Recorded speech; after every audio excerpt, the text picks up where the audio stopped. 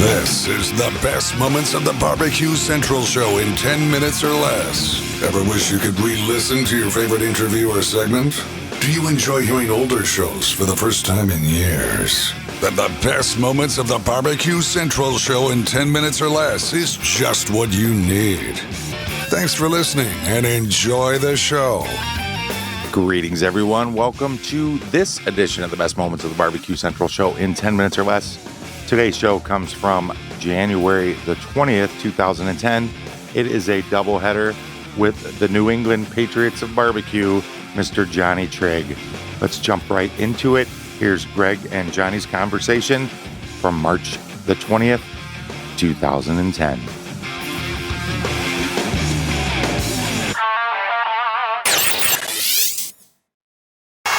Johnny Trigg joins us here on the show. Johnny, how are you tonight, buddy? I'm doing great. Johnny, appreciate you taking the time out tonight to come on and talk about a lot of barbecue stuff here. And you are out of, is it Alvarado, Texas? Alvarado, yeah. Alvarado, Texas, all right. So let's go ahead and first things first, we'll look at what happened just this past weekend. You competed out there at the Lake Havasu City, Arizona competition. 71 teams show up, and you walk away with the Reserve Grand Championship. How did the cook go for you? Did you have any issues that you needed to contend with during the cook? No, I thought everything was going over real good, and I was happy with all four categories that I turned in. Is it typically when you're happy with all four that you do well, or is it usually the opposite? Well, it's kind of a mixed bag. A lot of times I think I do real good, and then I don't right there. But most of the time, when I have good stuff going, I do pretty good. It looked like, if you're going back through the results of each individual category, that chicken was kind of the Achilles heel, finishing well behind the other three meats. I think chicken took a 24th. And, a lot of the competitors that I talk to say that chicken is one of the things that they struggle with during the competition season to be consistently well at. Does the same hold true for you? And if so, why do you think that is? Well, first of all, I thought my chicken was outstanding. I don't know if I got a bad table, or whatever, but historically I've done real well in chicken right there. It's been one of my strongest suits right there, but here lately it's been kind of falling off, so I've got to do some fine-tuning on it, I suppose. When you find something falling off after you do, obviously you're not going to be doing wholesale changes weekend in and weekend out, but as you see a category starting to fall off, what do you start to tweak with to get those scores back up? Well, I sit back and think about what all I did, and if I missed something, and most time I'll sit down and write it out, exactly what I did to it, and then sit there and look at it and see if I missed something right there. But in this case, I didn't. So I just think I got a bad table at that day. We had a lot of new judges out there. In fact, I would be willing to say 95% of them are trained on Thursday night at the judging school. And this was a first-time competition? When that ever happens. Excuse me, go ahead. I'm sorry, Johnny. This was a first-time competition? It was a first-time competition, and I didn't see any veteran judges out there at all. And so usually you'll see, even at a first-time competition, y'all recognize some of the judges, because I could all over the country, have been the last 10 years. But I think, and you look at when I got my scorecards and looked at the numbers right there, you could tell that there were new judges. Johnny Trigg of Smoke and Triggers joining us here on the Barbecue Central show after hours. I'm sure, Johnny, most teams would be happy to swap positions out with you, but does the competitor in you leave the contest with a little disappointment or a little bitterness because you were just one step away from being overall grand champion, or does that really not even enter your mind? Oh, no, I was real happy to get the reserve champion. I'll take reserve every time I go to a cook-off right there. But it was, they had 70-something teams out there, and a lot of the teams were new teams. They'd never cooked before, and the promoter attributed to the Pitmasters show, because it is really brought out a lot of new cookers all over the country and get involved in barbecuing. No, I bet, and we're going to be talking about that in great detail here in just a few minutes. Where are you going to be competing at next, Johnny? I'll be in Pensacola, Florida this weekend. It's another first-time contest. You like the first-timers, huh? Well, it's early in the season right now, so you don't have a lot of choice. And I love to cook. I like to go ahead and just about every weekend. I do 40, 45 events a year. So this is a brand new one up there. It's not going to be near as large as Lake Havasu. I think they've got something like 35 or so teams off at this number, but the ones that are pre-registered are real good cooks. There you go, and still a good showing for a first-time competition out there, so good luck there in Pensacola coming up this coming weekend. So let's go ahead and transition over into some KCBS stuff. Obviously, you do a lot of competing within that sanctioning body. You've been involved with the KCBS for a long time. You've seen a lot of things change over the years. In February, actually, the board of directors had a meeting, and there was some talk starting to come up about allowing propane cookers into competitions as well. Now, obviously, they've never been allowed in there in the past, but what are your thoughts on that subject matter? Well, it really doesn't bother me. I'm still going to be a wood cooker, but if they do allow propane, I don't think they'll have any advantage. In fact, personally, I think it'll be a disadvantage. But I can't imagine that happening. No, I think they may have been talking about it, but I just can't imagine it's going to happen. Well, some of the counter arguments that I've been hearing as far as allowing propane in would be the fact that, you've been allowed to use these automatic temperature control devices. A lot of these pellet cookers have the thermostatic control. So I guess the needed learned of fire management skills has kind of gone away, and then kind of couple that with the fact that perhaps there would be some propane gas suppliers out there willing to sponsor up for more prize money for the contests. But I guess I'm more interested with the comment that you just made as far as propane being at a disadvantage. Why would that be? Well, I don't. I think you're going to put a different type of flavor in your meat. Propane is a petroleum-based product, and I think it's going to affect their meat. Of course, I'm sure they'll add some wood to it if they use a propane cooker like a rotisserie, some of the commercial cookers out there. But as far as getting back to the pellet cookers, there is the electric aspect of that cooker. It's just it feeds the pellets down to be burned. All of the heat source comes from the pellets, which is a wood substance. Do you think with the allowance of the pellet cookers and some of these other pit temperature control devices, John, do you think there's been kind of a losing of the art of fire management and of traditional barbecue, or is this just the evolution of the sport and you're damned if you do, damned if you don't? Well, because I'm from the old school, and I've never cooked anything but with wood. And a barbecue is to me is wood flavored. And one thing, the reason that so many people are going to the pellet cookers, they're inexpensive. They're not near as expensive as a wood cooker, and they're much easier as long as they work. To me, they're just like an oven. You set a temperature and set it there, and it'll sit there and maintain that temperature as long as nothing happens to the circuit board or the auger doesn't get jammed or whatever. Whereas in a wood cooker, all you have to do is we maintain our heat by the dampers of the stack and also in the firebox, and we can control our heat by the dampers. So, I just think a wood puts a much better flavor in than a pellet cooker does.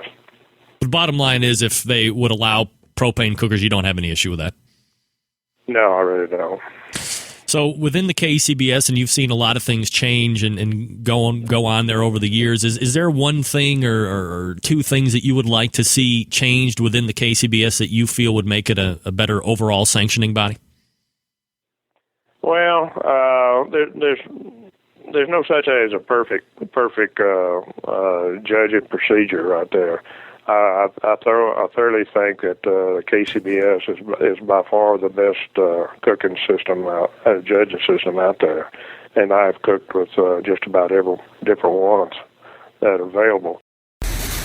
To put in your request for a future show, please contact John Solberg via email at johnjon@thebbqcentralshow.com. Hey, before we kick off the second segment, I got a question for you. Are you following the Barbecue Central show on social media? It is easy to do and much appreciated. Whatever your favorite platform is, you can go to BBQ Central Show on Instagram or at BBQ Central Show on Facebook and Twitter. Again, very much appreciated. Give the big show a follow. That said, let's jump right into the second segment today. All right, so let's go ahead and transition over just into some general competition talk here for a little bit before we get into some other items, especially the show. I mean, you've cooked on a gear pit for a long time now. I don't think it's any secret that you and Jamie Gear are very good friends there over many years, and you've seen new pits come into the market. You've seen those pits start to win competitions here and there. Has changing out pits ever crossed your mind, or is that a big hell no from you? Oh, I would never change to another cooker. I mean, I've cooked on one of Jamie's cookers since 1993, and I have two of them at this moment. And I just think they're the best cookers out there, and it's been a proven of fact. So many people that have bought them have started doing real good with them, and so it's by far the best cooker in my mind out there on the market today. We're talking with Johnny Trigg from Smoke and Trigger's competition class, also on TLC's Barbecue Pitmaster show that aired here recently. Johnny, if a pit manufacturer came up to you, and I guess I'm playing devil's advocate here because I know you do love the gear pit, but if a pit manufacturer came up to you and wanted to offer you a sum of money in order to use their pit for a competition year, kind of sponsor you that way, is that something you'd even bother looking at, or is it still a no for you? I think I would be willing to listen. I've had other pit makers approach me to use their cookers, and at free of charge. They never offered me any great sums of money to do it, but I just can't envision myself cooking on anything but a Jumbo pit.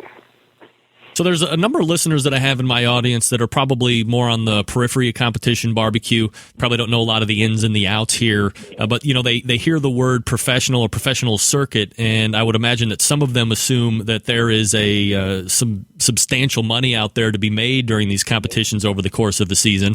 And I talked with your barbecue class colleague Rod Gray a few weeks after he had won the Team of the Year out there in Arizona at the end of 2009.